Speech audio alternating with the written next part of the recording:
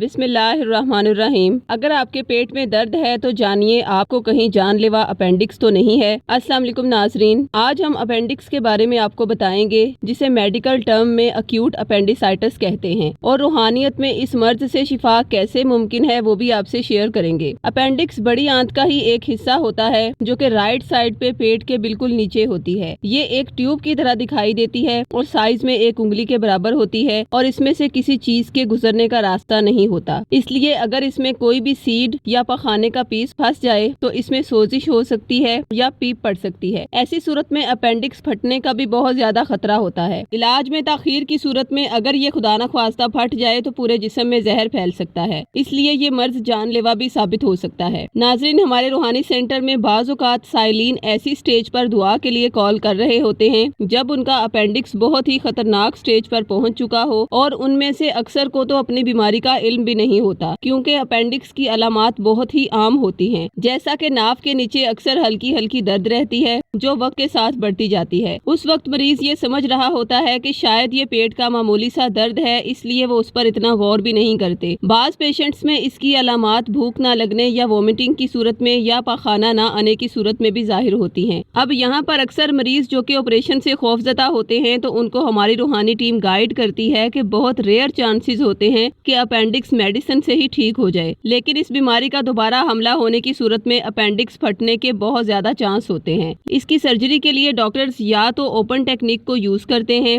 جس میں پیٹ پر کٹ لگا کر پیٹ کی دیوار اور پٹھوں میں سے اپینڈکس کو نکال لیا جاتا ہے۔ دوسری صورت میں لیپروسکوپک سرجری کا استعمال کیا جاتا ہے، جس میں پیٹ پر چھوٹا سا کٹ لگا کر کیمرے کے ذریعے سرجری کی جاتی ہے، جس کا سب سے بڑا فائدہ یہ ہوتا ہے کہ سرجری کے دوران بلڈ زیادہ لاس نہیں ہوتا، اور سرجری کے بعد مریض کو درد بھی بہت کم ہوتا ہے۔ زخم چھوٹے ہونے کی وجہ سے اس میں انفیکشن یا ہرنیا ہونے کے چانس بھی بہت کم ہو جاتے ہیں، اور لیپروسکوپک سرجری کے بعد تو مریض بہت جلد واپس اپنے کام کاج کرنے کے قابل ہو جاتے ہیں۔ ناظرین، ہمارے روحانی سینٹر میں اپینڈکس کے ایسے بہت سے پیشنٹس آ چکے ہیں جنہیں ناف کے نچلے حصے میں اپینڈکس والی جگہ پر درد رہتا تھا، لیکن انہیں اپنی بیماری کی نوعیت کا اندازہ نہیں تھا۔ اس لیے ہمارے وہ ماہرین جو کہ ہیلتھ ڈپارٹمنٹ کو سپروائز کرتے ہیں اور استخارہ و مراقبات کے ذریعے مسائل کا روحانی حل بتاتے ہیں، ایسے مریضوں کے لیے انہوں نے سورہ شورا کی آیت نمبر 80 کا تعویذ مخصوص کر دیا ہے۔ اس میں شفا کی یہ آیت مبارکہ اعداد کی صورت میں تحریر کی گئی ہے۔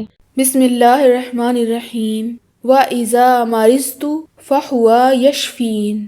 ترجمہ: اور جب میں بیمار ہوتی ہوں تو وہی مجھے شفا دیتا ہے۔